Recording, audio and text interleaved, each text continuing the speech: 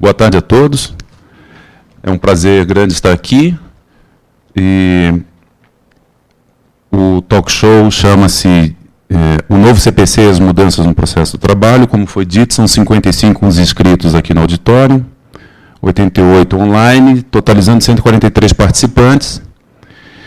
Essa é a terceira edição de 2015 do talk show Direto ao Assunto, promovido pelo Serviço de Educação Corporativa SEDUC, sendo a segunda edição deste ano que aborda as implicações do novo CPC. Cumprimento a todos e agradeço pela atenção dada ao tema que será abordado hoje. Para falar sobre o novo CPC e as mudanças no processo de trabalho, respondendo às perguntas dos que estão aqui presentes no auditório e daqueles que nos acompanham à distância, estão conosco os magistrados Reinaldo Branco de Moraes, que é juiz titular da Vara de Indaial, e o doutor Luiz Fernando Silva de Carvalho, que é juiz de trabalho substituto da Vara de Trabalho de São Bento do Sul. Nossos agradecimentos pela presença e por contribuir com o tema. Alguns lembretes. Para as perguntas presenciais, pedimos que levantem a mão e aguardem o microfone para que os colegas que acompanham no interior também possam ouvir os questionamentos. Qualquer diálogo nessa sala sem o microfone, estaremos furtando a participação dos nossos colegas do interior. Então, por gentileza, precisamos dessa metodologia aqui. Perguntas online podem ser encaminhadas diretamente no chat durante a nossa transmissão. É importante para o sucesso do evento que todos que tiverem algum questionamento participem, mencionando, por favor, o nome e a unidade judiciária de onde estão assistindo. A participação do servidor que assistir online deverá ser certificada pela presença virtual disponível na sala de videoconferência.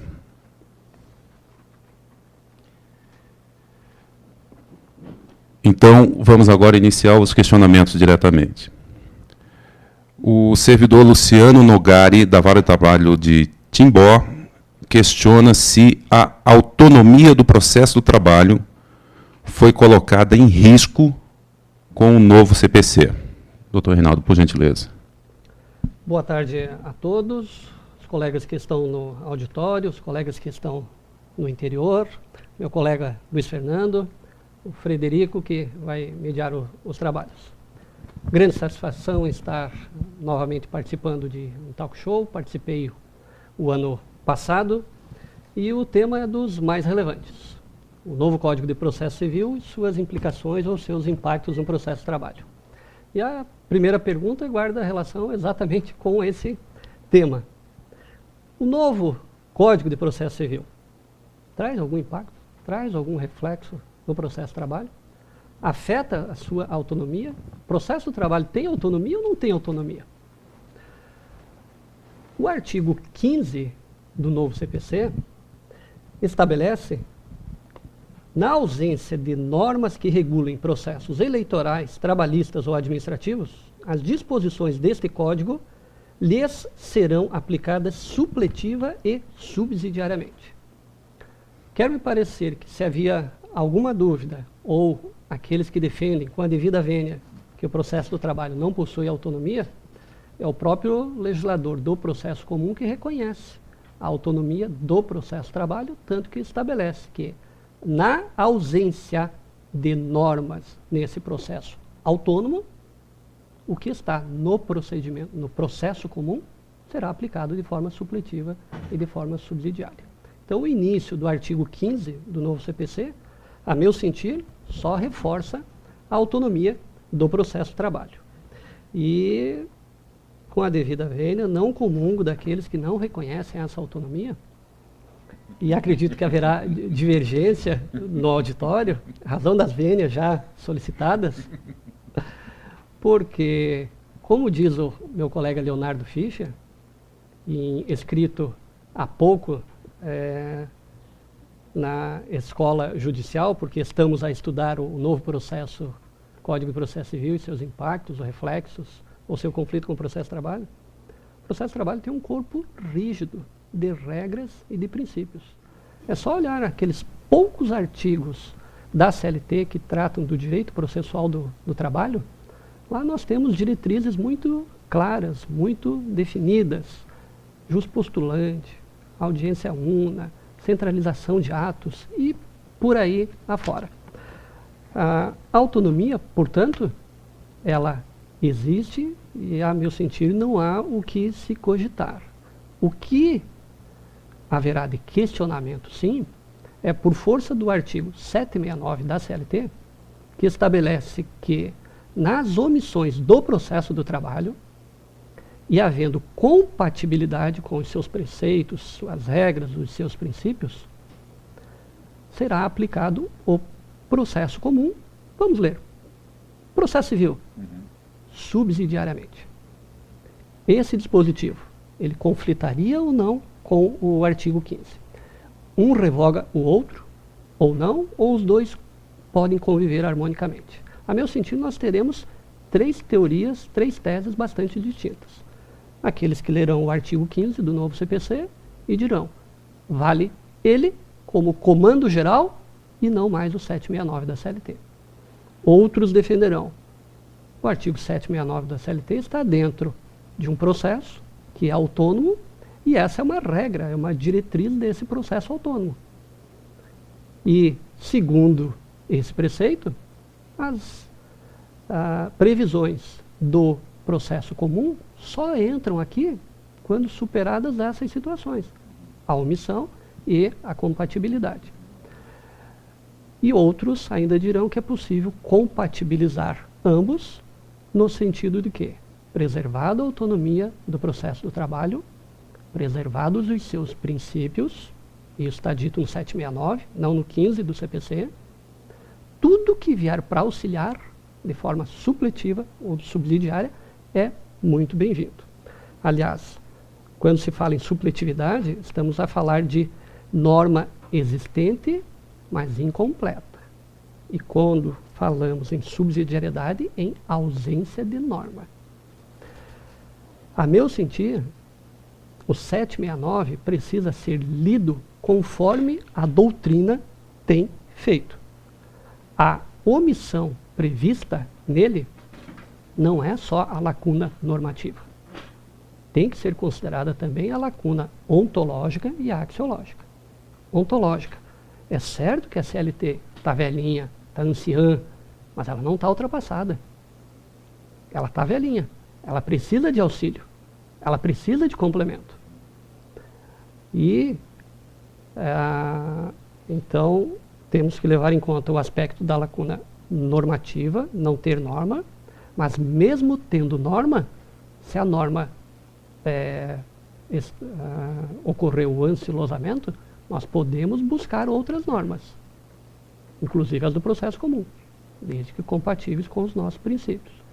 E a lacuna axiológica é a norma, mas ela é injusta, não conduz a uma decisão satisfatória.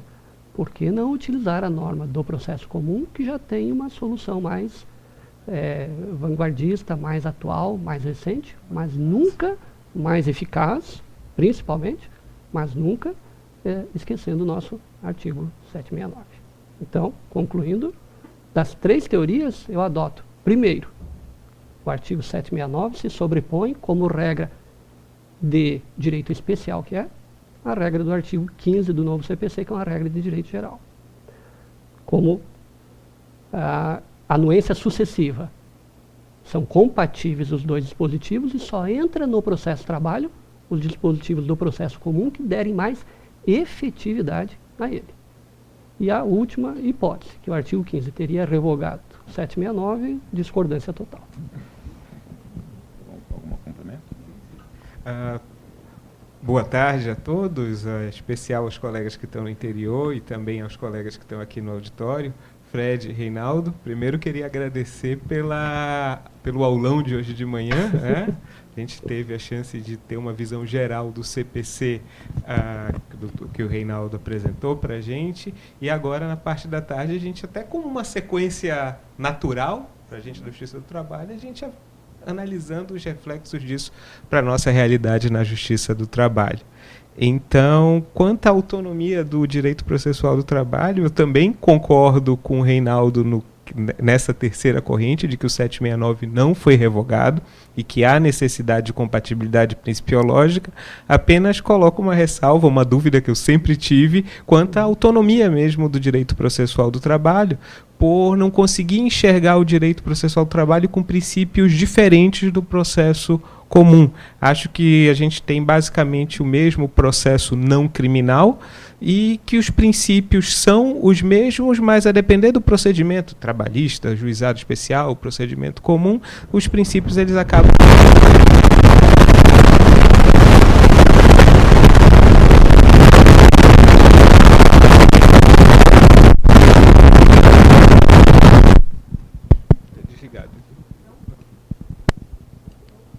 Será que é o impacto do novo CPC?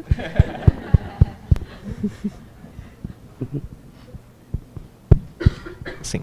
Só retomando, então, depender do tipo de procedimento que a gente tem, um determinado princípio ele vai incidir de uma maneira mais forte, mais incisiva do que outro princípio, como, por exemplo, o princípio da instrumentalidade das formas ou da irrecorribilidade das decisões interlocutórias. Eu acabo vendo como princípios que são comuns a todos os diversos procedimentos do processo não criminal. Agora, a pergunta específica, se o novo CPC coloca em risco a autonomia do direito processual do trabalho, também acredito que não. Acho que essa questão ela se repete a cada reforma menor ou maior que o CPC passou, no sentido de dar uma resposta mais efetiva. A gente sabe que o processo do trabalho ele foi criado como uma solução mais eficaz, uma forma mais rápida do poder judiciário responder à demanda de um crédito de natureza alimentar. Ele só se justifica, só tem a existência justificada se ele for realmente esse meio mais rápido, esse meio mais célere. E a CLT, na parte processual, ficou parada no tempo por muitos anos, e o CPC em uma série de mini-reformas. O Reinaldo hoje de manhã lembrou bem a questão da antecipação das tutelas, a reforma da Lei 11.232 no sistema de cumprimento da sentença, e essa nova tese que se desenvolveu naquela época, ganhou força naquela época, da lacuna ontológica e axiológica. Eu acho que ela continua sendo cada vez mais presente mesmo com o novo CPC. Então não vejo grande diferença no sentido de reflexo na autonomia do processo do trabalho, a não ser essa que o Reinaldo bem lembrou do artigo 15, no sentido até de reconhecer e reafirmar a autonomia do processo do trabalho dessa feita pelo legislador infraconstitucional.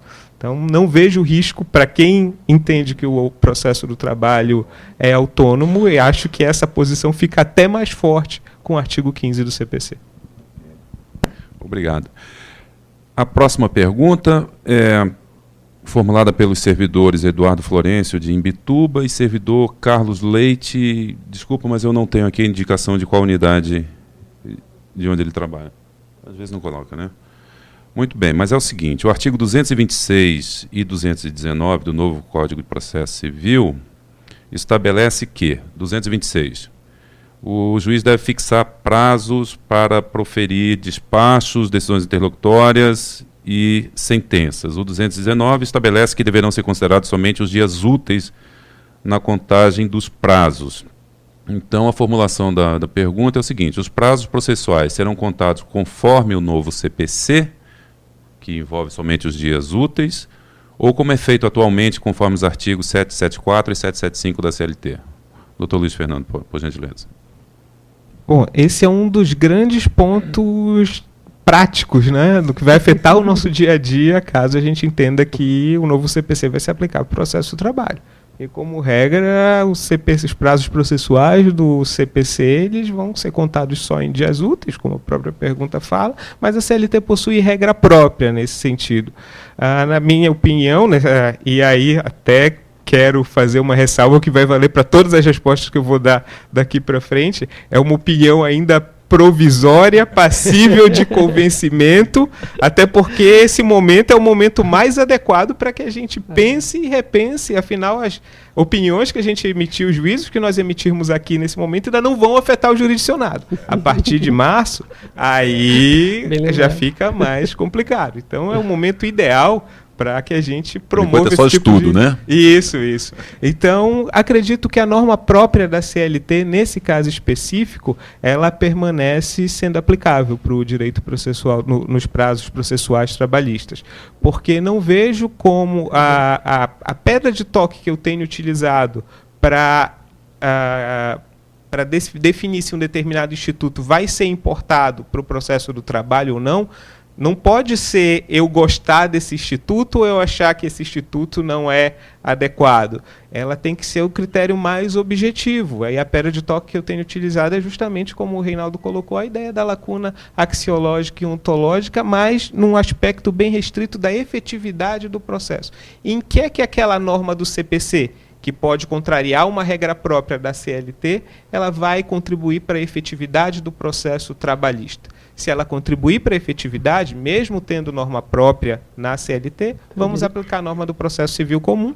Caso contrário, vamos continuar aplicando a CLT. Especificamente no prazo de dias úteis, eu não consigo vislumbrar qual a contribuição essencial que essa nova regra do CPC pode trazer para a efetividade do processo trabalhista. Então, meu entendimento atual é no sentido de continuar contando da forma tradicional no processo do trabalho. Ok. Doutor Reinaldo, alguma colaboração? Sem dúvida. Parafraseando o meu colega, tudo que dissermos até meados de março do ano que vem é mera conjectura. Poderemos mudar de entendimento a qualquer momento. No tema específico de contagem de prazos só em dias úteis, previsto no artigo 219 do novo CPC, nós não podemos esquecer que o legislador rompeu com a tradição do direito brasileiro de contar os prazos de forma contínuas e irreleváveis. E se fizermos uma interpretação à luz da Constituição, teríamos que dizer que todos os operadores do direito, e aqui não estou defendendo só o juiz que vai ter que fazer a sentença, o advogado que vai ter que peticionar, a parte que vai ter que correr atrás da testemunha no final de semana, todos os operadores do direito e todos os sujeitos do processo têm direito ao lazer. Não tenho a menor dúvida, até por termos norma própria, expressa, específica, artigo 774, 775 da CLT, que aparentemente prevalecerá o entendimento que o colega Luiz Fernando expôs. Temos norma própria e em que isso nos auxilia?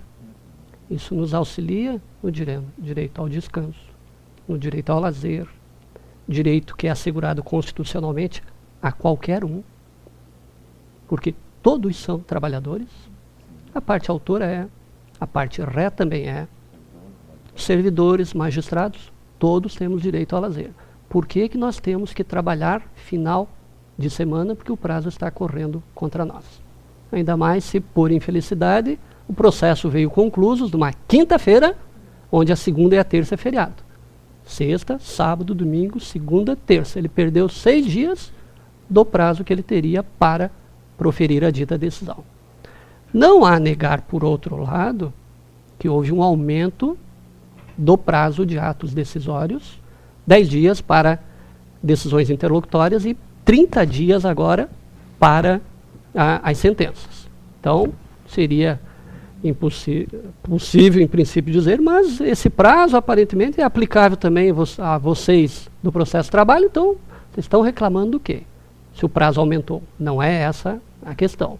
A questão é outra. Se todos têm direito ao lazer, não haveria, nesse ponto, com a inovação do direito processual civil, uma lacuna por ancilosamento?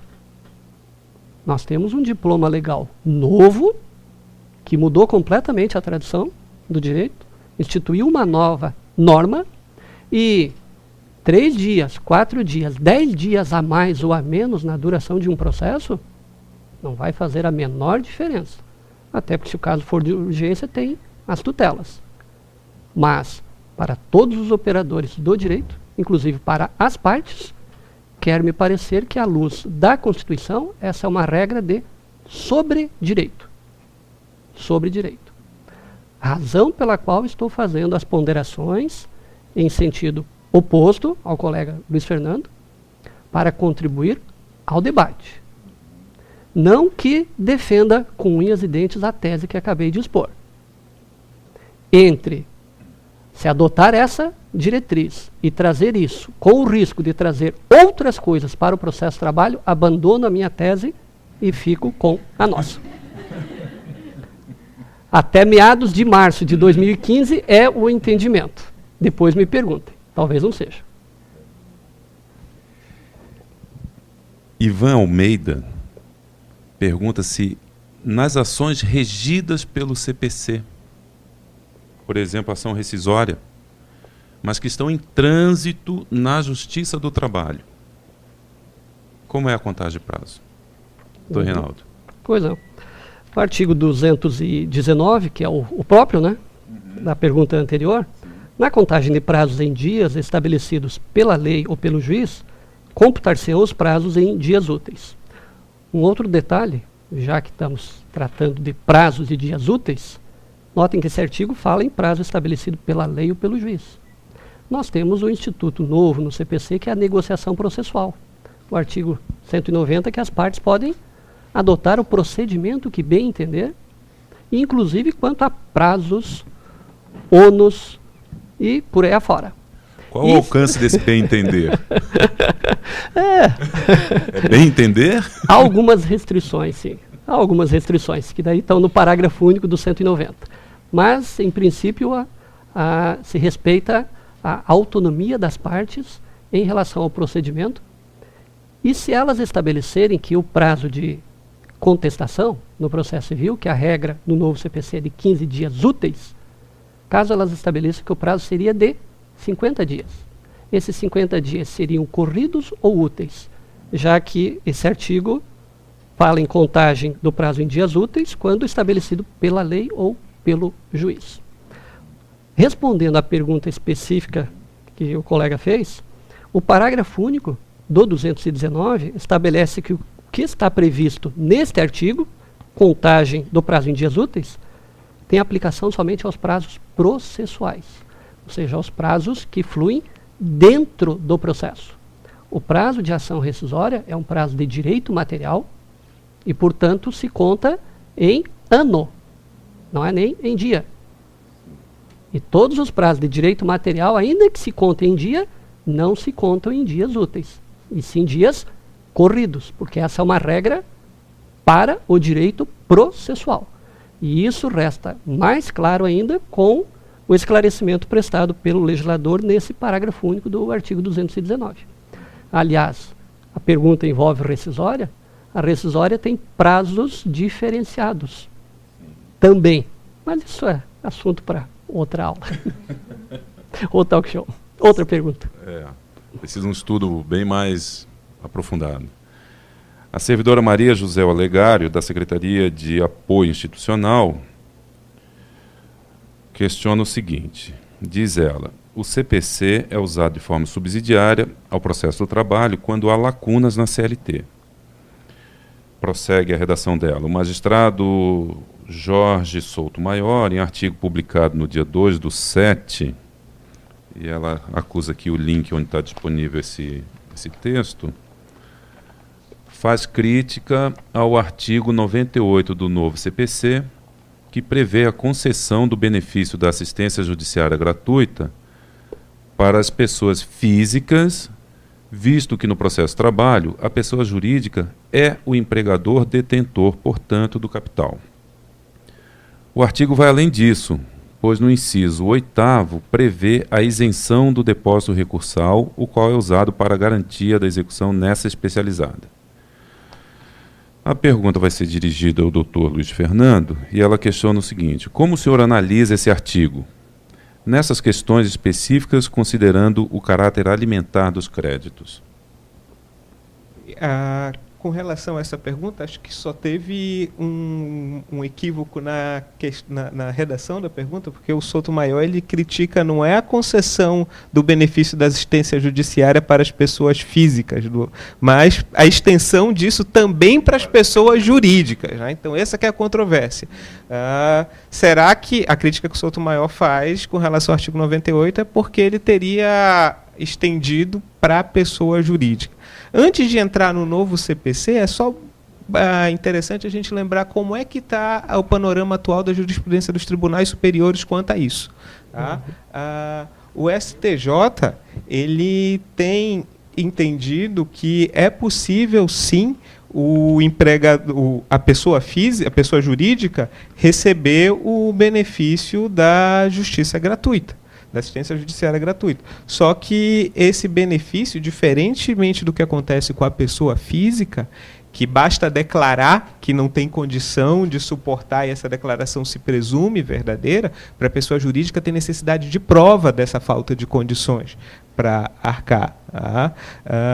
Então, esse ponto é interessante a gente notar que para a justiça comum, isso não é, o CPC não está trazendo muita novidade. Até mesmo porque a Lei 1060 de 1950, que rege o assunto até agora, né, ela desde 2009, tá, com a Lei Complementar 132, ela passou a ter uma redação exatamente igual a que o artigo 98 do CPC fala. Então, na lei que a gente tem hoje em vigor, fala que vai haver a dispensa dos depósitos previstos em lei para interposição de recurso, ajuizamento de ação e demais atos processuais inerentes aos exercícios da ampla defesa e do contraditório. Então, a gente tem esse o panorama na justiça comum, né? Então o novo CPC ele não vai trazer nenhuma mudança nesse panorama legislativo.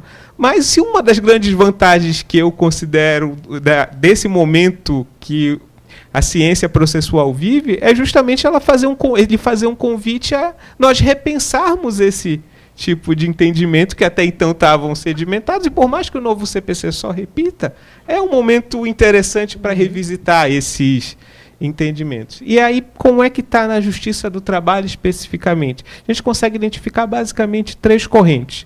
A pessoa jurídica não pode, em situação nenhuma, ser beneficiária da justiça gratuita, porque o hipossuficiente para a gente é a pessoa física empregado. O empregado necessariamente é pessoa física, então a própria razão de ser do processo do trabalho é corrigir em normas processuais a desigualdade que existe no âmbito da relação material. Então essa é uma primeira corrente mais radical, que não permitiria a aplicação para a pessoa jurídica dos benefícios da gratuidade judiciária.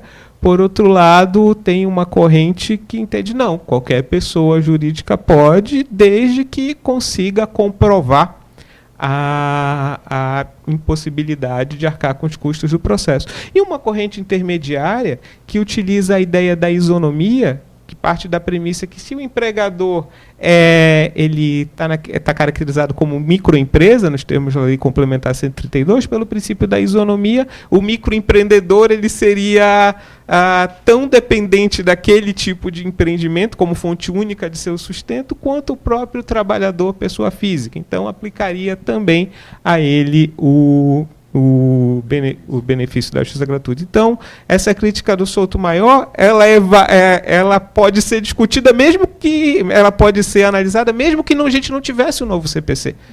Realmente, será que com a regra geral que a gente tem hoje na Lei 1060/1950, com a mudança trazida em 2009, será que o empregador pode receber esse benefício na Justiça do Trabalho, empregador pessoa jurídica? E aí, só lembrando, o TST ele tem uma instrução normativa, a número 3, que diz que o depósito recursal trabalhista ele não tem a natureza de taxa, mas sim de pressuposto recursal específico. E era por isso que, tradicionalmente, a jurisprudência do TST nunca isentou o empregador, mesmo quando concedeu o benefício para isentar das custas, ele não impedia o depósito recursal. Só que em 2009 veio esse novo inciso que tem essa redação.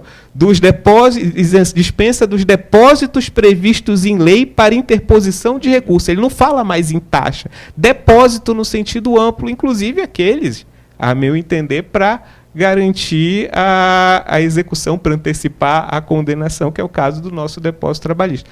O TST ainda não, pela pesquisa que eu fiz da jurisprudência, ainda não adequou o entendimento a essa mudança que aconteceu em 2009. Então, não sei se vai fazê-lo por ocasião do novo CPC. Meu entendimento pessoal é no sentido de que sim, o empregador, pessoa jurídica, ele pode se beneficiar tanto da isenção dos depósitos recursáveis quanto das custas, mas para isso tem necessidade de prova da impossibilidade de atender, de arcar com os custos do processo. Mas, repito, não é esse o posicionamento atual do Tribunal Superior do Trabalho e o novo CPC não altera em nada essa situação legislativa atual.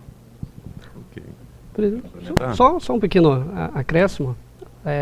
O TRT Santa Catarina, inclusive, tem súmula tratando do assunto, salvo engano, é a súmula 30, que não se aplica à pessoa jurídica a concessão da gratuidade da justiça.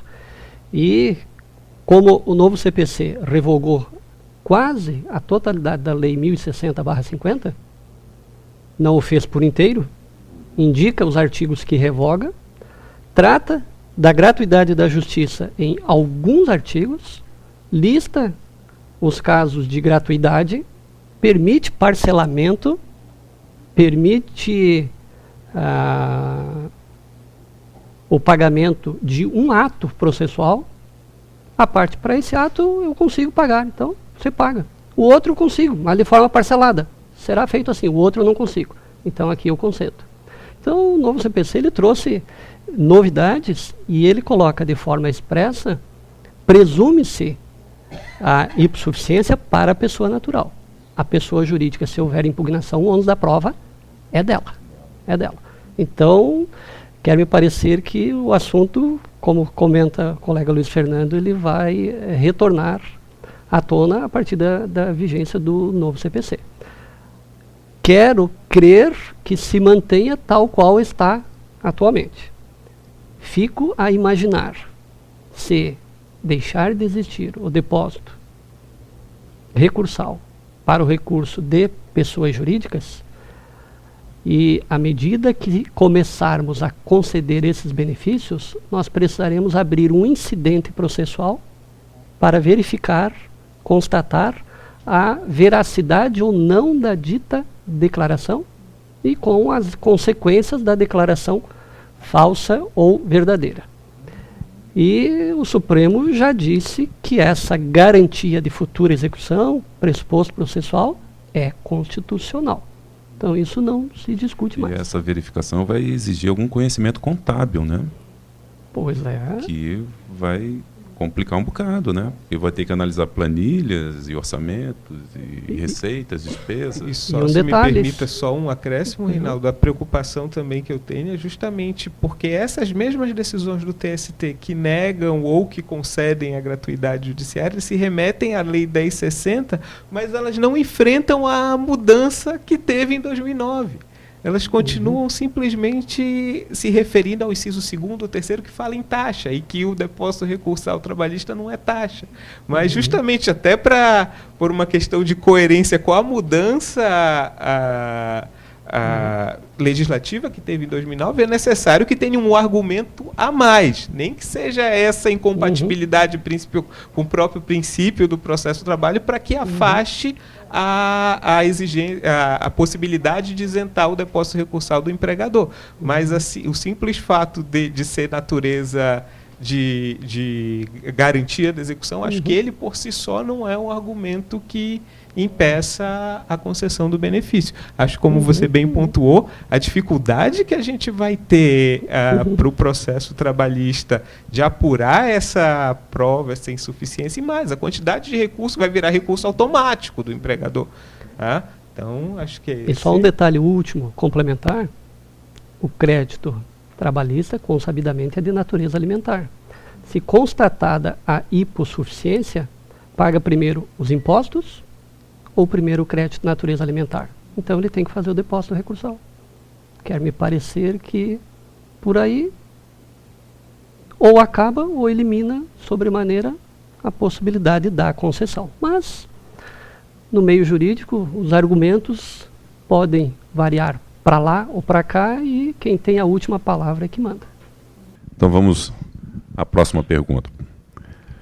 O servidor Albano Filho, lotado no gabinete do Dr. Roberto Guglielmetto, questiona o seguinte: diante do disposto no parágrafo 1º do artigo 518 do vigente CPC, é possível denegar seguimento ao recurso ordinário interposto em face de uma decisão proferida em primeiro grau, quando verificada que a matéria apreciada na sentença está em conformidade com as súmulas do TST e do STF. Qual será a tendência de novos entendimentos acerca dessa matéria, levando-se em conta a tão almejada celeridade processual? Dr. Luiz Fernando, por gentileza. Bom, a pergunta ela trata do parágrafo 1º do artigo 518, que é a possibilidade do juiz de primeiro grau ele negar seguimento a um recurso quando a decisão estiver de acordo com a jurisprudência dos tribunais superiores. Tá? Esse dispositivo ele não está repetido pelo novo CPC. Então, a partir de março, a gente não vai ter essa possibilidade. Por quê? Porque uma das grandes mudanças do novo CPC é justamente o fim do juízo de admissibilidade, lá para o processo civil.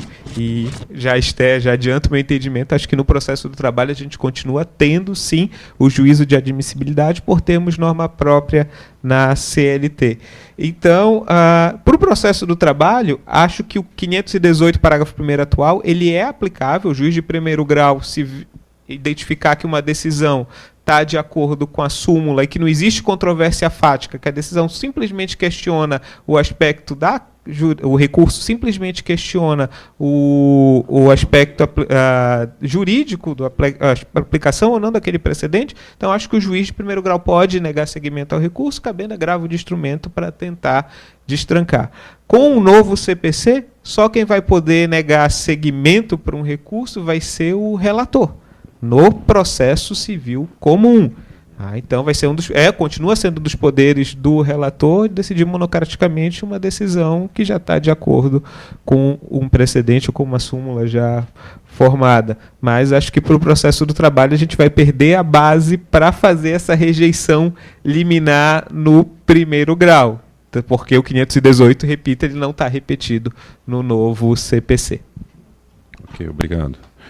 Pergunta agora ao Dr. Reinaldo. A pergunta é formulada comum por dois servidores, Fernando Guimarães, que é lotado no gabinete do Dr. Grácio, e Adriana Rames Eli, do gabinete da doutora Águida. E ambos questionam como será aplicado ao processo de trabalho o incidente de desconsideração da personalidade jurídica previsto nos artigos 133 ao 137 do CPC. Esse é um dos temas de grande indagação. Nenhuma dúvida. Até porque o legislador, no novo diploma processual comum, regulou exaustivamente o procedimento envolvendo o, aspas, incidente, fecha aspas, de desconsideração da personalidade jurídica. Por que eu coloquei aspas no incidente, e esse é o título que consta lá na denominada intervenção de terceiros? É uma das modalidades de intervenção de terceiros do novo CPC, porque a parte pode requerer na petição inicial a desconsideração. E em o fazendo, não se trata de nenhum incidente, mas sim de um pedido tal qual os outros pedidos principais. E nesse caso a decisão será em conjunto com a sentença. Mas fora essa situação, o legislador permite a desconsideração em qualquer fase do processo, fase de conhecimento, petição inicial até a sentença, na fase de liquidação, na fase recursal, e aí perante o relator, a todo momento é possível o dito incidente de desconsideração da personalidade jurídica. E com contraditório prévio, suspendendo o processo, exceto se vier com o requerimento já na petição inicial. Esse incidente, que está minudentemente regulado, com direito a contraditório, produção de provas, decisão e, salvo quando julgado com a sentença, está dito com todas as letras que se trata de decisão interlocutória e que é cabível agravo de instrumento, lembrando que no novo CPC não existe mais agravo retido, e as hipóteses de agravo de instrumento são só as previstas em lei, e este é um caso de previsão legal, de recorribilidade.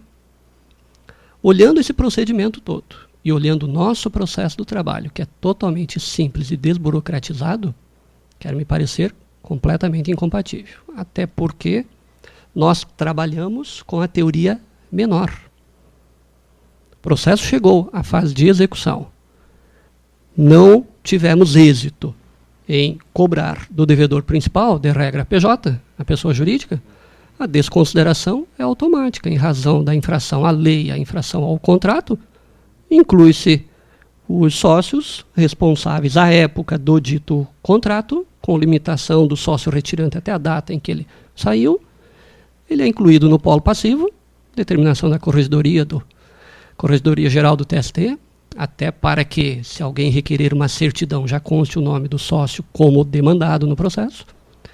E ele é citado para pagamento ou garantia em 48 horas. Até no evento que tivemos em abril, eu fiz a seguinte analogia. O artigo 2º da CLT, quando trata que devedor é a empresa e também todos aqueles que integram o grupo dela. Inexitosa execução na via execucional. Nós não trazemos as outras empresas integrantes do grupo, e até porque são solidariamente responsáveis por força de lei, nós não fazemos isso de forma simples, descomplicada, nem por isso se nega o direito ao contraditório dessas empresas a tempo e modo. Citação, 48 horas para garantir ou pagar, garante o juízo, embarga e discute, aduzindo toda a tese que entender por bem. Fora essa situação da corrente menor, consigo vislumbrar a situação de, eventualmente, sócio de fato. Inexitosa execução, em face da pessoa jurídica, inexitosa em face do sócio, corrente menor, mas vem a informação aos autos que existe um sócio de fato. Precisamos investigar se há o sócio de fato. Aqui sim, e isso nós já fazemos, independente de procedimento previsto em lei ou não, até para assegurar o contraditório, se abre um contraditório. Se permite manifestação e depois se decide, e a decisão é irrecorrível. Então, fora essa situação, que quando muito poder-se-ia dizer, mas aí vocês estão adotando o procedimento do processo civil? Não, nós estamos adotando o procedimento que sempre adotamos. Então eu defendo o total encabimento na Justiça do Trabalho, mas autorizo hoje, se a parte propuser ação em face também do sócio, não retiro ele do polo passivo e o condeno de forma solidária ou subsidiária, dependendo do entendimento, dependendo da situação, até porque isso, bem sabemos, acaba com as discussões de quando que inicia a fraude à execução em face do sócio que é incluído só na execução. Apenas fazer um acréscimo aqui, acho que essa a previsão no CPC acaba encerrando uma discussão que a gente viu em outros TRTs, não muito aqui na 12ª região, se existia ou não interesse de agir do reclamante em ajuizar a ação contra a empresa e contra o sócio que está no contrato social. Vários TRTs eles têm entendimento no sentido de que, como a súmula 205, salvo engano, foi revogada, que era aquela que dizia que o devedor tem que constar do título judicial, você não poderia redirecionar a execução, como ela foi revogada, não teria interesse de você trazer a discussão da desconsideração da personalidade jurídica para a fase de conhecimento, porque na execução você poderia fazê-lo. Então, acho que com a previsão aqui no CPC, deixa claro que existe interesse jurídico, sim, para quem queira adotar. Eu era um dos que entendia que não tinha interesse de agir, mas hoje, com a mudança do CPC, me levou a repensar essa opção, por mais que seja uma opção que a gente não aplique diretamente para o processo de trabalho, para essa finalidade de interpretação, de identificação do interesse jurídico no pronunciamento jurisdicional, ela acaba existindo. Só continuo achando que não, se eu fosse autor, eu não ia querer trazer essa discussão para a fase de conhecimento, exceto na hipótese do sócio de fato, né? Ainda mais quando eu tenho a possibilidade de fazer aquela averbação cautelar para restringir o patrimônio do devedor e já caracterizar a fraude de execução. Só a ponderação, Luiz Fernando, conforme mencionei, é exatamente a inclusão, já quando do ajuizamento da ação trabalhista em face da empresa e colocando no polo passivo esses eventuais responsáveis lá na fase de execução, seja solidária ou subsidiária, é que o CPC ele não define qual é o marco inicial da fraude de execução. Ele tem um comando genérico que diz: considera-se em fraude à execução, o artigo 593 hoje, inciso 2, considera-se em fraude à execução a alienação ou oneração de bens quando ao tempo desses atos, corria demanda contra o devedor capaz de reduzir a insolvência. Isso é o quê? É o ajuizamento da ação? É a citação dele lá na fase de execução? Isso tem gerado e continua gerando inúmeras divergências. Inúmeras.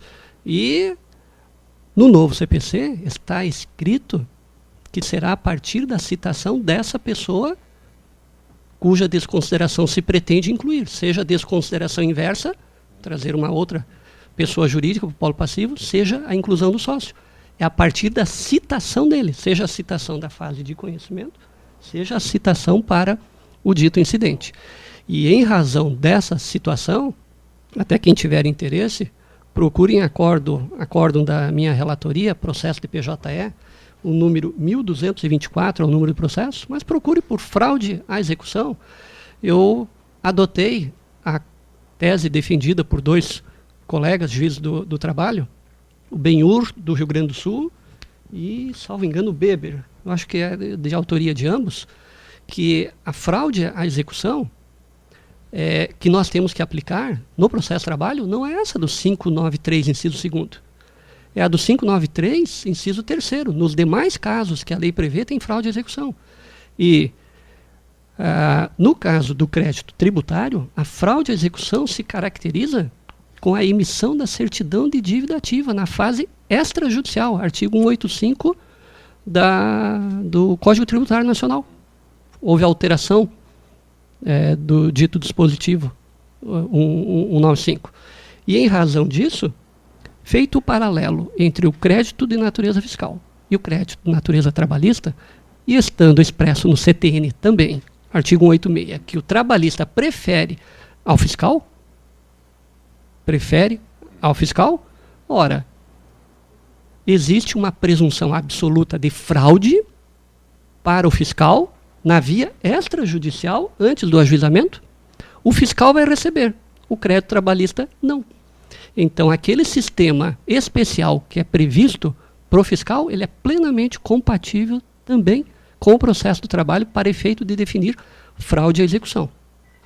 E esta semana tive sessão, na quarta-feira, havia de novo essa matéria da minha relatoria. A votação foi unânime, o acordo ainda acredito que não está publicado, mas é nos mesmos moldes daquele anterior. Isso nos elimina inúmeros entraves que estamos tendo hoje na fase de execução. Porque na hora em que o sócio é citado e é incluído, tudo que ele vendeu do ajuizamento da ação trabalhista da empresa até o momento em que ele entrou, se considera que a venda é válida e que o terceiro, que age de boa-fé, tem direito à segurança jurídica. Teses essas que eu tenho nesses próprios acórdãos também rechaçado, mas há uma situação anterior a essa, que é a aplicação do mesmo sistema da fraude à execução fiscal para a fraude à execução trabalhista. Uma perguntinha bem pequenininha. É que eu só não entendi para fazer o paralelo com... Porque a fraude na execução fiscal se daria a partir da inscrição em dívida ativa, né? Exatamente. Quando que seria trabalhista, então, já que a gente não tem uma certidão... Qual que é o marco que tu defendes que eu não entendi? O ajuizamento da ação. Mesmo contra a empresa em relação Mesmo ao sócio? contra a empresa, até porque o sócio já é um devedor em potencial e por força desse sistema comparativo.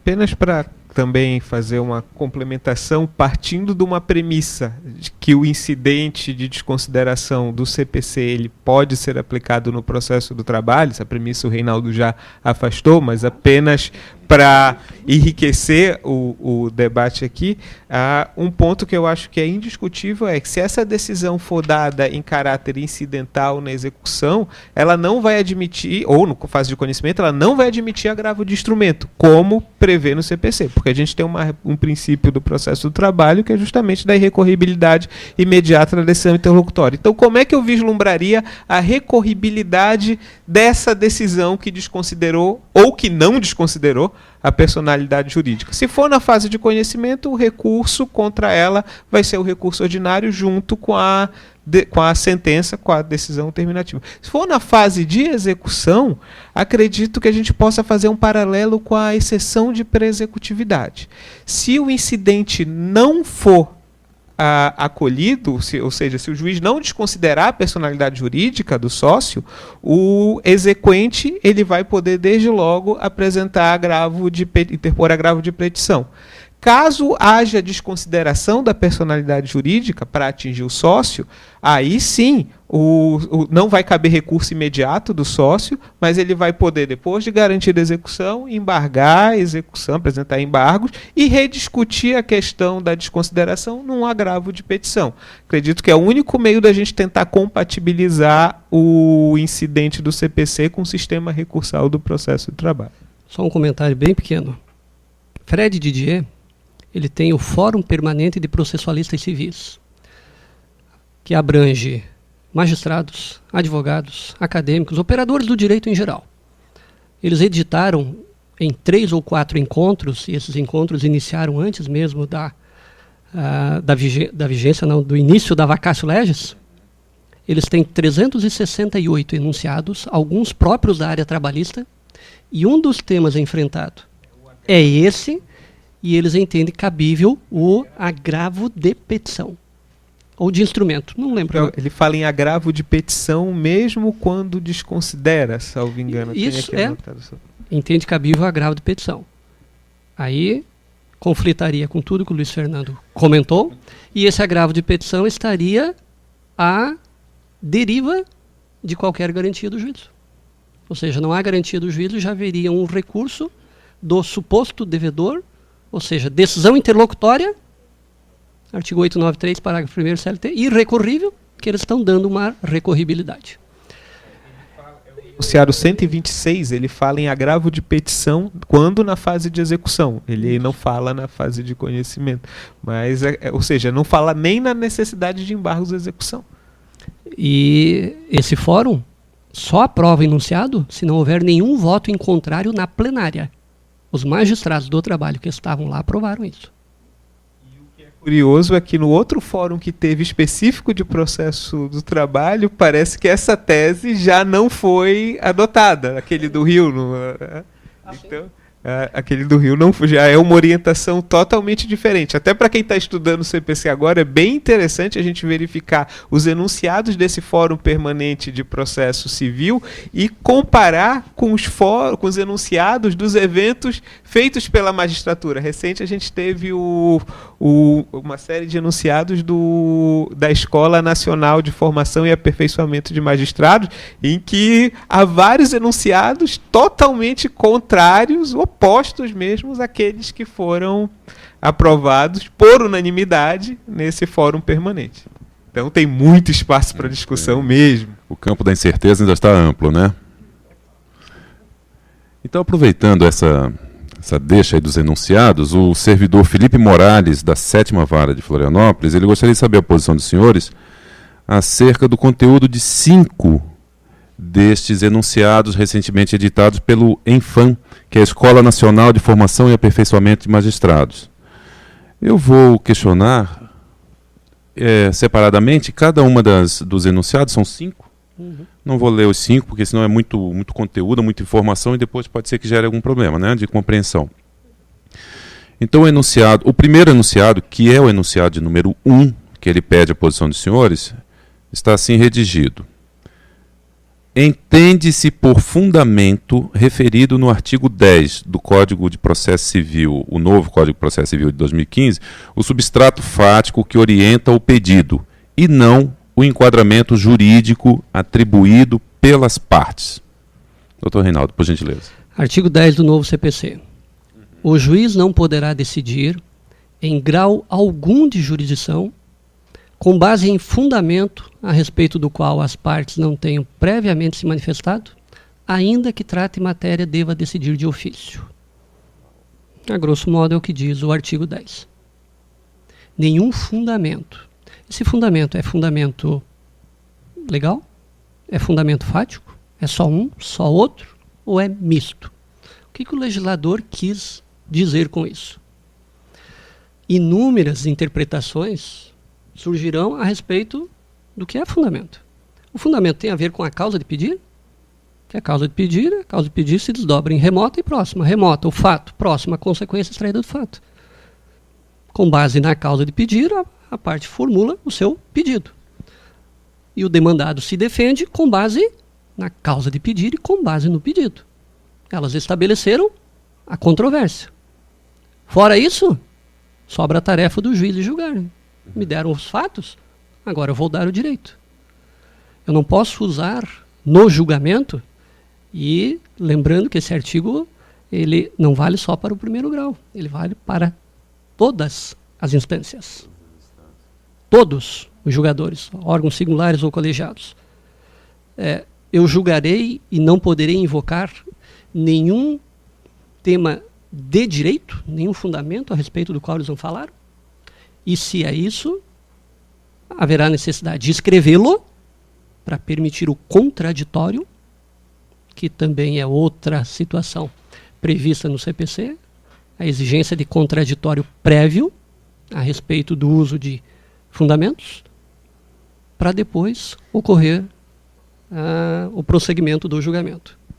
Essa expressão, como colocada no CPC, a intenção foi foi fundamento no sentido amplo.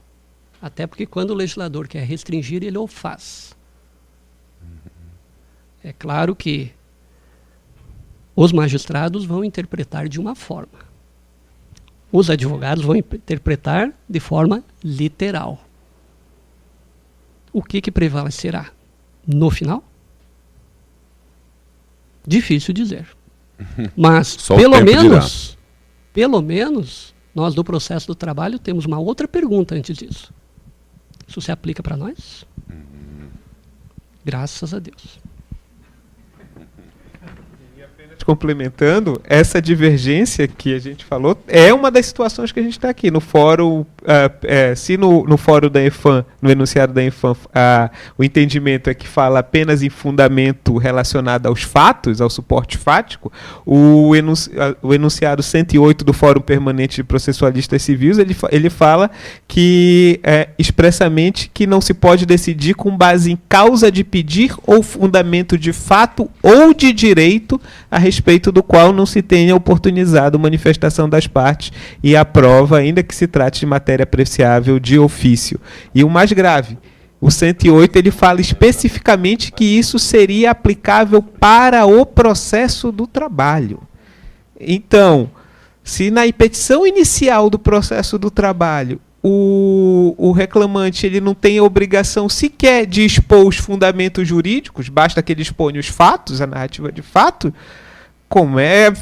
fica para mim complicado entender o enunciado 108 para que ele abranja para o processo do trabalho fundamento de fato e também fundamento jurídico. Acho que para esse caso, a nossa interpretação no processo do trabalho, o caminho me parece ser entender que a fundamentação é unicamente ligada aos fatos, que é aquilo que eu posso exigir do reclamante na petição inicial. Porque senão, basicamente, a gente teria em 100% dos julgamentos, que ficar dando prazo para um e para outro, porque o reclamante nem na inicial tem obrigação de apresentar os fundamentos jurídicos, e o juiz tem que decidir com o fundamento jurídico e fático. Então, me parece...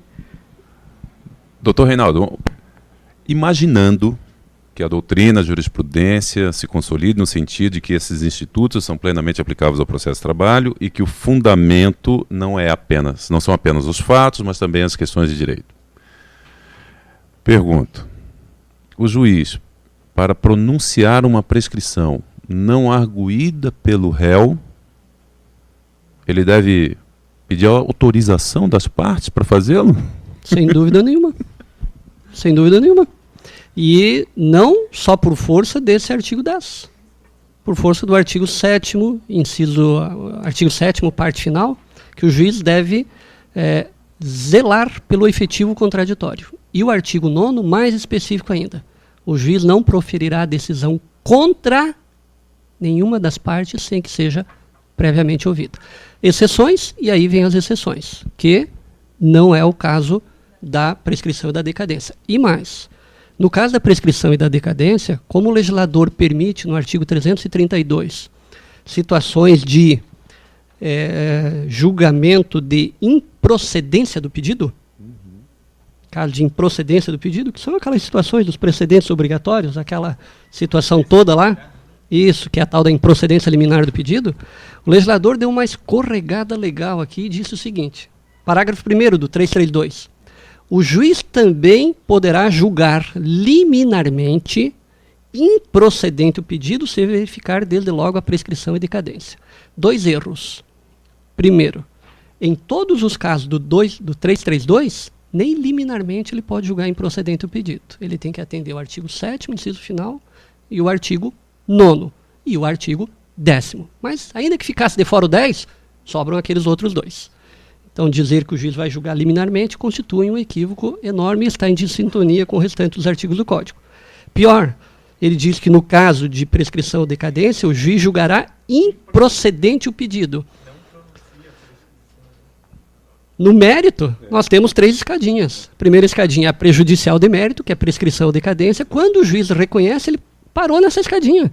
Ele não passou para a escadinha seguinte, que é o exame das questões prejudiciais, e não foi para o mérito para analisar o pedido A, B, C, D e julgar procedente ou improcedente um ou outro.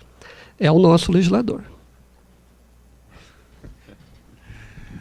Prosseguindo então, vamos lá. O segundo enunciado arrolado pelo servidor Felipe Morales é o enunciado de número 6, que tem a seguinte redação.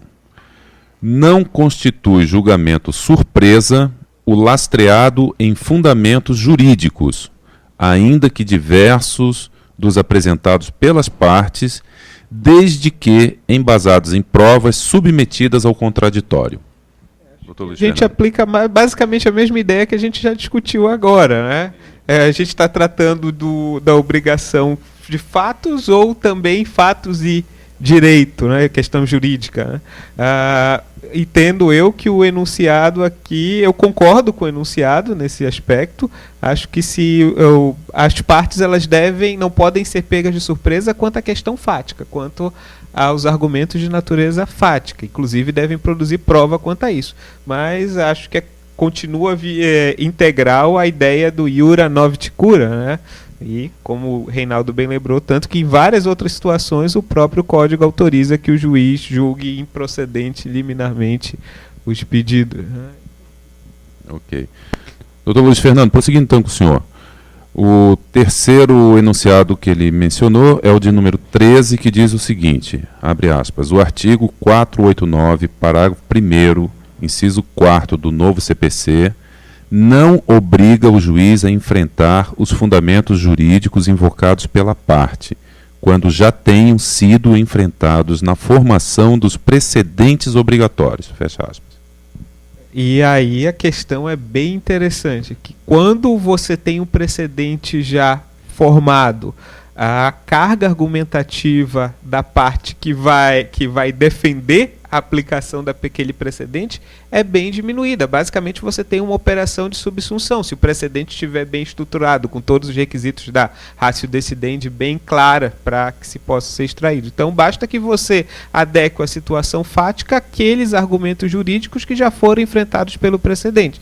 E aí, todas as discussões, seja a favor do precedente, seja contra o precedente, que já tiveram sido enfrentados quando esse precedente se formou, ou nos julgamentos que foram levados já sucessivos ao mesmo órgão que criou esse precedente, eles já se presumem abrangidos e justificados pelo próprio precedente em si.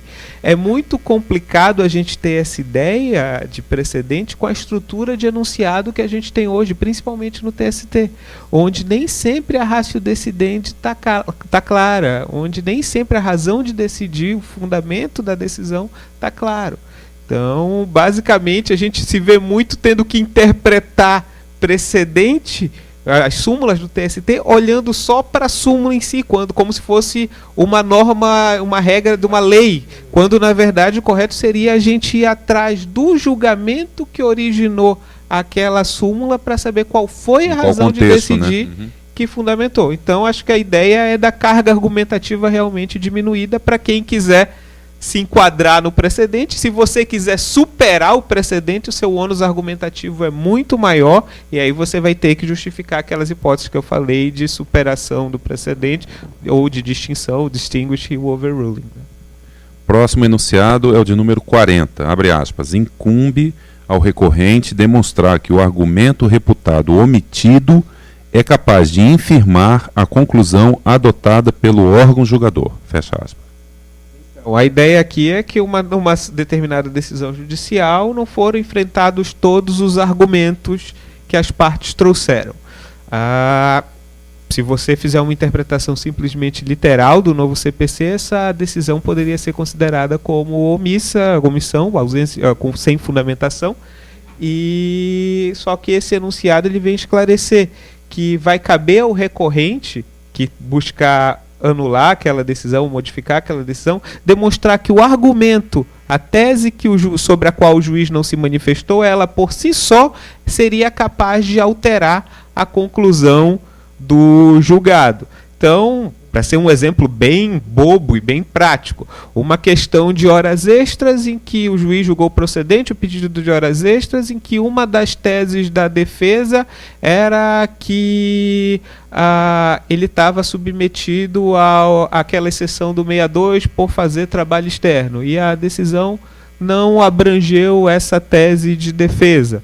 Acredito que mesmo antes do CPC você já teria uma omissão aí por deficiência de fundamentação. E esse enunciado ele expressa esse entendimento, que só vai ter relevância a omissão se ela por si só for capaz de alterar a conclusão do julgado. Como nesse caso, se ele está inserido no regime genérico, claro, do regime excepcional do trabalho externo, ele não vai ter direito à hora extra. Então, se esse argumento fosse acolhido, a conclusão poderia ser outra. Então, esse argumento tem que ser enfrentado. Agora, imaginemos a situação inversa. O juiz ele disse, não tem hora extra porque ele trabalhava externamente. E aí o reclamante vai recorrer para dizer ele não abrangeu a tese da nulidade do sistema de compensação. Ora, é irrelevante. Aí esse argumento, por mais que não tenha sido enfrentado na defesa, até por uma relação de prejudicialidade, ele acaba sendo prejudicado. Então o argumento por si só ele que foi omitido para que a decisão seja considerada viciada, com falha de fundamentação, esse argumento ele tem que ser relevante. É quase uma aplicação da instrumentalidade das formas, da transcendência das nulidades, o n'est de nullité sans griffe, né? Então, enfim, é algo que a gente vem aplicando já antes do novo CPC. E o último enunciado, o de número 41, que está diretamente ligado ao tema, abre aspas, não será declarada nulidade sem que tenha sido demonstrado o efetivo prejuízo por ausência de análise de argumento deduzido pela parte. Fecha aspas. Aqui também, falando novamente da mesma situação, você só vai ter nulidade se houver prejuízo. O Dierle Nunes, ele tem um posicionamento um pouco diferente. Ele fala que os juízes e os tribunais eles não estão autorizados a julgar com base em fundamento jurídico e também fático sobre o qual as partes não tenham controvertido, incluídas aí até questão de ordem pública. E ele diz que isso não decorre do novo CPC, decorre do próprio regime constitucional do contraditório e da ampla defesa. Eu, até pelas mesmas razões que eu já defendi no enunciado anterior, acredito que o entendimento mais correto seja de que só um argumento que por si só e ligado ao fato, a questão fática, né, só um argumento que seja ligado aos fatos, ele depende do contraditório prévio, e só um argumento que seja relevante sozinho para modificar uma mudança na decisão, ele poderia caracterizar um vício por ausência de fundamentação. Ok, obrigado. A servidora Diana Bodanese, da segunda vara de trabalho de Chapecó, redigiu o seguinte: no que pertine aos elementos da sentença tratados pelo artigo 489 do novo CPC, principalmente no que se refere ao parágrafo 1º, inciso 4º, que considera não fundamentada a decisão quando não enfrentados todos os argumentos deduzidos no processo capazes de, em tese, infirmar a conclusão adotada pelo julgador, no caso de ser aplicável ao processo do trabalho, de que modo poderia ser cumprido o comando quando considerada a multiplicidade de pedidos, fatos e argumentos em uma única ação trabalhista. Pode ser considerada fundamentada a decisão quando adotada uma tese que de forma genérica contraria as demais arguídas? E ainda, um princípio pode ser considerado um conceito jurídico indeterminado? Em caso positivo, de que forma aplicá-lo como fundamento para a decisão? Dr. Luiz Fernando, por gentileza. A primeira questão que a gente tem que responder é: o novo CPC ele altera a necessidade de fundamentação, ou essa necessidade de fundamentação de uma decisão ela sempre continua a mesma porque a própria Constituição assim exige? Acredito que pela própria Constituição o juiz não pode deixar de apreciar uma tese, seja de defesa, seja para procedente, que seja relevante, que por si só possa influenciar na mudança da conclusão do julgado. Isso já era assim antes do CPC e vai continuar sendo, na minha opinião, daqui com o novo CPC. E a outra pergunta fala especificamente trazendo essa fundamentação minudente para o processo do trabalho. Como conciliar isso com a quantidade de pedidos e de causa de pedir que a gente tem? Acumulação objetiva é regra no direito processual do trabalho. Para a gente, sem dúvida, é mais difícil. A acumulação objetiva, inclusive com causas de pedir diversas, ela sempre trouxe uma dificuldade de decidir para o juiz do trabalho muito maior do que na justiça comum, seja comum federal, seja comum estadual. Por quê? Porque, como regra, nos outros ramos do judiciário, você tem um pedido ou dois com uma causa de pedir, ou normalmente a mesma causa de pedir para dois pedidos, e aqui no processo do trabalho todos nós sabemos que a gente tem petição inicial de A a Z, às vezes com ZZ também, né? E então, acumulação, uma hora tratando de um dano moral por assédio sexual, e no mesmo processo eu estou falando de hora extra, e eu também estou falando de periculosidade, enfim, situações que não guardam relação de prova uma com a outra. E essa dificuldade ela existe no direito processual do trabalho e vai continuar existindo. Mas eu não acho que essa dificuldade, nem antes e nem depois do CPC, ela altere o dever, a obrigação da decisão judicial trabalhista ser também fundamentada. Todos os argumentos relevantes eles devem ser enfrentados, sim, pelo juiz do trabalho. A outra questão aqui que fala é se o princípio pode ser considerado um conceito jurídico indeterminado. Né? E aí eu queria até lembrar a lição do Humberto Ávila, que para mim é quem melhor fez a distinção de regra e de princípio. Humberto Ávila, ele fala que os princípios eles apresentam realmente um grau de abstração, mas não é só isso que caracteriza o princípio. Os princípios, eles não têm pretensão de decidibilidade, ou seja, um princípio, pela própria natureza, pela própria estrutura do princípio, ele não vai te oferecer a resposta imediata para uma determinada questão. Ele não vai estabelecer qual a regra de conduta de forma imediata. Ele pode te levar a uma regra de conduta de forma mediata, ou seja, você com outros argumentos complementares àquele princípio, você pode identificar qual a conduta que deveria ou que não deveria ser tomada com base naquele princípio. Mas ele, por si só, ele não tem pretensão de decidibilidade. Então, Humberto Ávila, ele é bem claro em dizer assim: para você decidir de acordo com uma regra, o seu ônus argumentativo, sua carga argumentativa, ela é menor. Para você decidir de acordo com o princípio, a sua carga argumentativa ela é maior. Então, você justificar uma determinada decisão trabalhista simplesmente dizendo, por força do princípio da proteção ou da dignidade da pessoa humana, você não está cumprindo o seu dever de fundamentar, e repito, não está cumprindo antes do CPC e não vai estar cumprindo depois do novo CPC. Então, é nesse sentido da diferenciação do ônus argumentativo do dever de fundamentar. Então, as regras, elas têm uma pretensão de decidibilidade, elas já indicam prima facie qual a conduta que deve ser tomada, são aplicáveis como regra por subsunção. Os princípios, por outro lado, eles não têm essa pretensão de decidibilidade, mas sim de complementariedade. E aí, por isso, você depende de uma argumentação maior. O que o CPC ele quer vedar são decisões desse tipo. Eu condeno em razão do princípio da dignidade da pessoa humana. Ou eu condeno de acordo com a prova testemunhal, mas eu não especifico o que é a prova testemunhal, qual foi a verdade que eu extraí de acordo com a prova testemunhal. Então, essas vedações, essas decisões, elas são consideradas de forma expressa pelo novo CPC como não fundamentadas. E, na minha opinião, elas já são não fundamentadas mesmo antes dessa alteração do Código de Processo Civil. Doutor Reinaldo, servidor Fernando Guimarães pergunta: os honorários advocatícios serão considerados com a mesma natureza alimentar e os mesmos privilégios que os créditos trabalhistas, conforme o artigo 85, parágrafo 14º do novo CPC?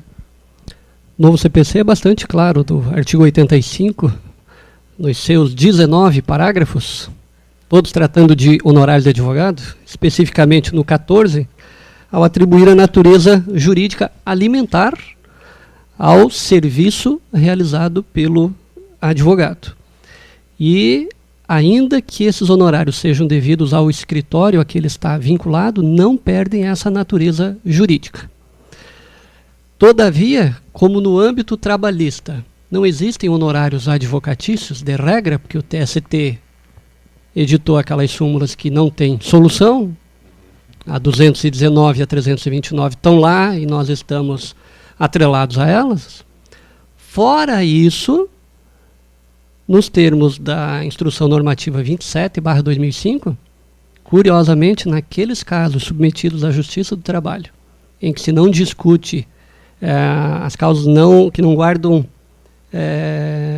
correlação com a relação de emprego, aí se determina que se aplique o CPC, e aí nós vamos condenar em honorários, e nós vamos aplicar a possibilidade de penhorar, daí, aqui.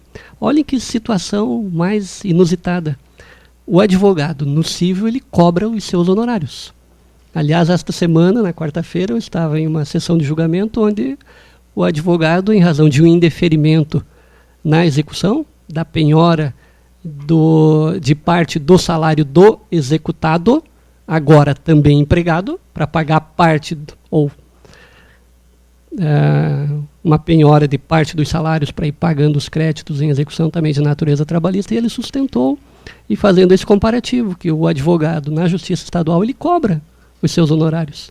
E, curiosamente, o trabalhador que tem um crédito também de natureza salarial, na Justiça do Trabalho, ele não consegue cobrar, mesmo havendo natureza salarial idêntica, porque os dois estão trabalhando, credor e devedor, Qual foi o julgamento unânime? Não participei, não votava, mas no tribunal tem sido assim, em razão do que o TST tem decidido, não pode piorar. Está no rol das empeorabilidades. Mas o novo CPC vai nos ajudar. Sabe por quê? Porque lá está expresso que se o executado ganhar mais de 50 salários mínimos, aí é possível a penhora. Só complementando, também tem o 529 do CPC, que ele fala do cumprimento de sentença em obrigação de prestar alimentos. Ele autoriza a penhora, expressamente a penhora de salários nesses casos, né? E, mais interessante, o 533, também nesse mesmo capítulo, diz que também pode haver penhora de salário quando a indenização por ato ilícito incluir prestação de alimentos. Ou seja, você tem uma indenização por um ato ilícito no cível que inclui o dever de pagar uma pensão mensal de alimento. Você vai poder, então, penhorar salário lá. Será que aqui no processo do trabalho, nem mesmo por uma indenização decorrente de acidente de trabalho, a gente vai continuar sem poder penhorar parte dos salários? Porque, para mim, parece um pouco surreal que eu possa, num acidente de carro automobilístico, e tenha obrigação de prestar pensão alimentícia sob forma de indenização, eu consiga penhorar o salário, parte do salário de alguém, e num acidente de trabalho eu não consiga fazê-lo.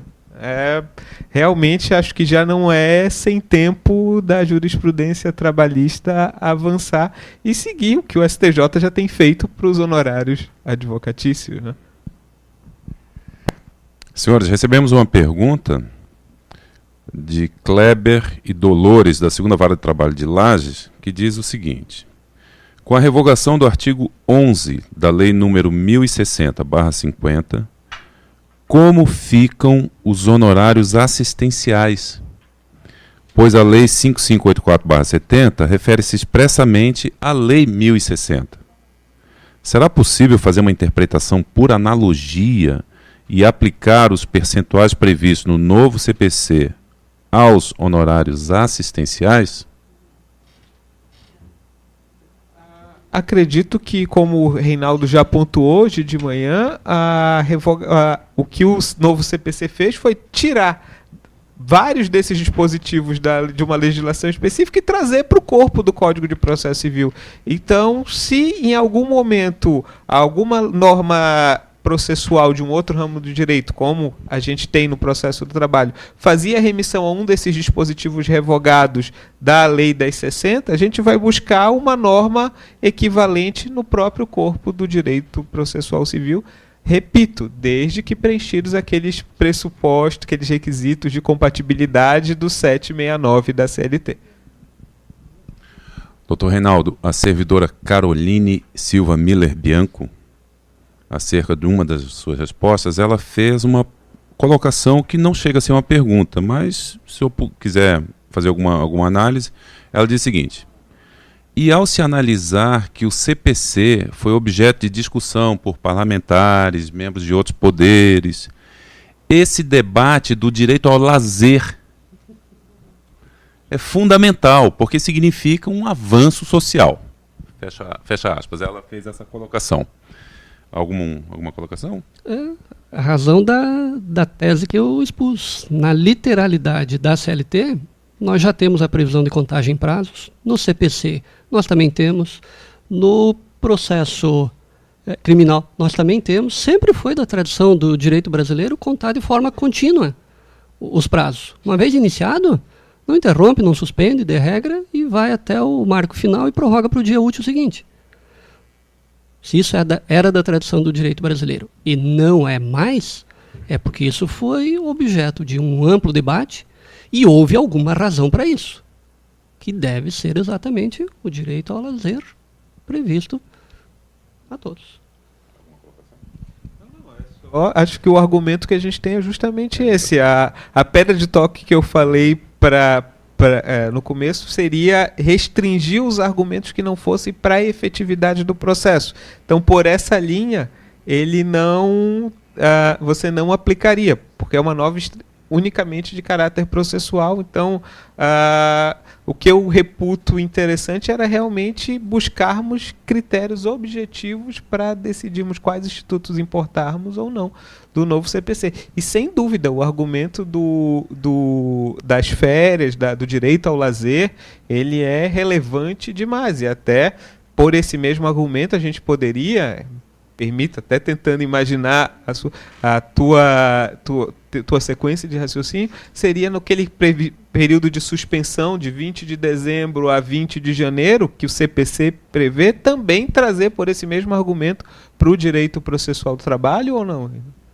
O que precisa, na verdade, é uma uniformização desses prazos, porque isso aí nada mais corresponde a direito de férias do advogado. Porque nós, na Justiça do Trabalho, nós temos o nosso recesso forense, ou recesso de 20 de dezembro a 6 de janeiro, né? Fora as férias. E o que nós temos feito na prática, ano após ano? De regra, não marcamos audiência nos primeiros dias para permitir que o advogado as goze. E nos últimos tempos, os advogados têm requerido isso aos regionais. Sim, mais como um ato de gentileza do que efetivamente um direito, né? Exato. E até esbarrando, talvez, num próprio mandamento constitucional da emenda 45, né? Que foi uma exigência da própria OAB e hoje foi visto que não adequa à necessidade da sociedade como um todo. Mas a gente não pode esquecer que o mandamento de que são vedadas as férias forenses, ele continua lá na Constituição, né? Exatamente. Doutor Reinaldo, a última pergunta que temos aqui formulada diz assim, Delane formulou, quanto ao acordo de procedimentos previsto no novo CPC, não seria incompatível com o processo trabalhista, face ao princípio da proteção, princípio do direito material, porém com reflexos no processo do trabalho? É o tal do artigo 190 do novo CPC, a negociação processual. A possibilidade das partes criarem o procedimento que bem entenderem. O nosso processo do trabalho é rápido, célere e simples porque tem um procedimento uniforme. E isso é tão benéfico que o legislador do processo comum foi lá e copiou. Como eu expus hoje de manhã no aulão, no gráfico sobre o novo desenho do rito único da fase de conhecimento, que é o procedimento comum, agora a citação não é mais para responder, como no modelo atual. É para comparecer a uma audiência de conciliação e mediação. Claro que o legislador também permitiu que as partes negociem antes do processo, ou durante o processo, qual o procedimento que elas querem. Mas será que isso é interessante ao processo do trabalho? Nós não temos uma situação de vulnerabilidade, de regra, em um dos lados dos polos processuais, o trabalhador, porque a previsão legal é a negociação tanto prévia como no curso do processo. E quer seja prévia, quer seja no curso do processo, não é exatamente esse procedimento uniforme que nos dá essa agilidade que nós temos hoje e que os números estão a reconhecer que é uma das mais congestionadas do país? Eu não quero, com certeza nenhuma, esse instituto na forma que está regrado lá, porque vai, sobremaneira, atrasar o nosso processo e a cada vez que o processo passar pelas mãos do juiz, ele tem que parar e olhar que procedimento, qual é o passo seguinte. O controle de secretaria vai ser impossível, quase. Um caos. Verdade. E o curioso, só para concluir, Luiz Fernando, com o PJE, vai ser compatível? Essa colocação que eu ia falar. Um dos grandes avanços que a gente tem no PJE é a automatização de vários prazos, de vários atos de impulso do processo e, de repente, se cada processo tiver um prazo diferente, toda aquela vantagem que o PJE trouxe para a gente acaba deixando de lado. O PJE já não dialoga muito bem com a ideia do novo CPC, né? Ok. Então, nós encerramos as perguntas que foram formuladas por escrito. Eu pergunto se alguém da plateia tem algum questionamento a fazer. Quanto a essa questão das partes não poderem conciliar quanto ao procedimento, também acho que não se aplica ao processo do trabalho, mas penso que ele poderia legitimar uma prática que, às vezes, não sei como é que está em Dayal ainda, a gente não viu se... de dilatar o prazo da defesa, que é um prazo peremptório, mas já fiz muitas vezes, com a concordância expressa do autor, 20 dias, 30 dias. acho que esse artigo, nesse sentido, legitimaria isso. A colega Mariana Negreiros, que acaba de falar, está atuando na Vara do Trabalho de Indaial. Eu sou o juiz titular lá e ainda não nos encontramos, porque eu estou de férias. Ela passou a atuar recentemente lá. Na Vara do Trabalho de Indaial, nós temos o CPCTI, Código de Processo Civil do Trabalho de Indaial, que vigora há mais de uma década, que eu estou lá há mais do que isso. E na primeira audiência, se os advogados combinarem que estão já negociando e que a defesa não será apresentada naquele momento, já tem um macro pronto que, com a concordância do réu, a defesa será apresentada em tantos dias. O autor se manifesta no período de X a X e a audiência instrutória fica para o dia tal. Na verdade, nós podemos alterar o procedimento independentemente dessa autorização legislativa que tem no novo CPC. Porque nós temos, nos termos do artigo 765 da CLT, ampla liberdade na condução do processo. E é esse norte, o 765 e também o 769 da CLT, que nos dão essas cláusulas de contenção de tudo isso que está por vir do novo CPC e que não sei se interessará a quem ele é dirigido e que terá que aplicar. Para nós temos mecanismos no processo do trabalho para autorizar que aqui só entre o que efetivamente trouxer rapidez, celeridade e simplicidade para o nosso processo, que assim sempre foi e só depende de nós para que continue assim sendo. Era só um complemento, tentando imaginar quem que poderia alegar uma nulidade nessa convenção. Partindo do princípio da transcendência das nulidades, você não teria, em tese, prejuízo, ou quem teve eventual prejuízo, no caso o autor, que teve um prazo maior, ele deu causa também para aquela nulidade, então ele não poderia alegar, já que o requerimento foi comum das partes. Então, realmente, a gente, como o Reinaldo falou, a gente acaba, e a Mariana deu o exemplo, a gente acaba fazendo em várias situações essa negociação, estabelecendo o procedimento. Até a ideia me veio do calendário processual, que o CPC fala. A gente às vezes faz isso no próprio ato de audiência na perícia. Prazo de tal data para apresentar quesitos e nomear assistente, depois o perito vai ter tal lado, a gente já estabelece, muitas das vezes de comum acordo com as partes, esse calendário processual. Lógico que não tem a mesma sistemática, até mesmo a mesma vinculação que o CPC. Uma das dúvidas que eu tenho é qual a consequência do juiz não seguir esse calendário, né, processual do CPC. É um dos pontos que eu ainda... Ele está vinculado ao calendário. Sim, Artigo sim. 191. Ele vincula o juiz e as partes, até porque houve um consenso entre esse tripé. Ao contrário da negociação processual, em que as partes negociam e o juiz, nos termos do parágrafo único do 190, tem 3 hipóteses que ele pode ir lá e dizer: não homologo a essa convenção e ela não serve. Já no calendário processual, o juiz é integrante do dito calendário. E homologado vincula a todos. E o pior que essa vinculação é a todos os que estiveram presentes. Mas a pessoa física do juiz dos passos seguintes pode não ser aquele mesmo. E os demais estarão vinculados àquilo.